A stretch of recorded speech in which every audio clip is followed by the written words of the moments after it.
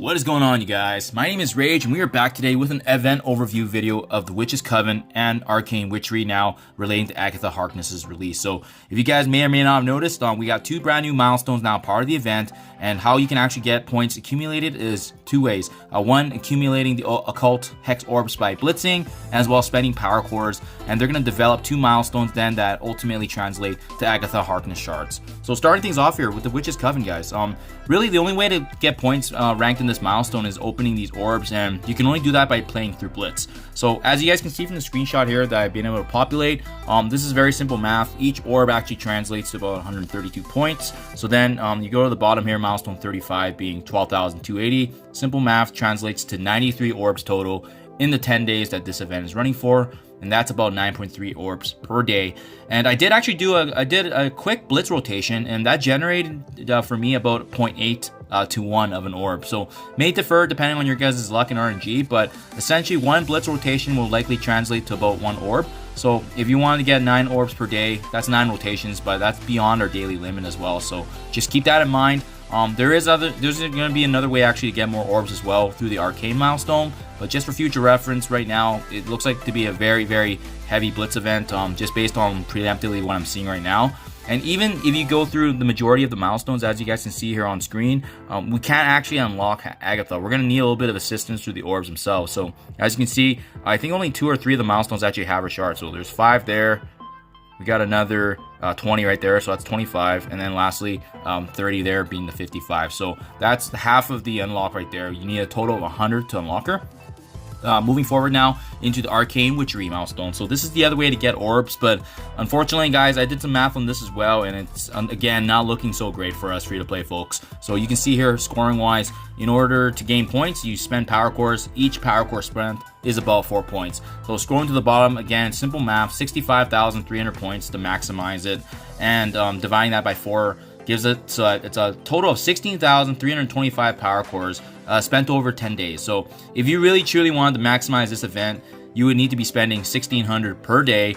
And as you can see in my account profile here, I don't even have enough for 1 day. So that just gives you a sense in terms of where we're going to stand in terms of the event. But from that screenshot shown earlier, though, I did assess, though, I think relatively for free-to-play players, if you spend about 100 to 200 cores per day, I think that's pretty reasonable.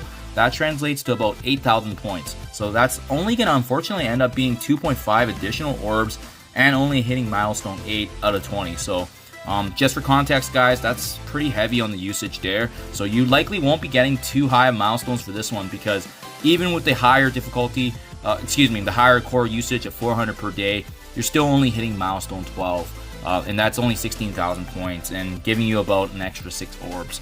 Which, like I said, an extra 6 orbs is really a full day's worth of blitzing and rotations.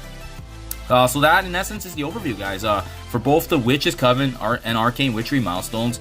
So it looks like it's still going to be quite a bit of a gamble to even unlock Agatha Harkness at the 3 yellow, just because we only get 55, unfortunately, from the 1 milestone, and then the rest of the way is just opening through orbs. Now, fortunately, the orbs do focus on her specifically, as well as other materials and gear, but if you go to the supply store just to get some insight, hitting the orbs, we do see that actually being available for reference. So you can see the 1,600 shard fragments I earned from just doing 1 blitz rotation for reference. We can hit the additional eye for details, and you can see here Agatha Harkness shards.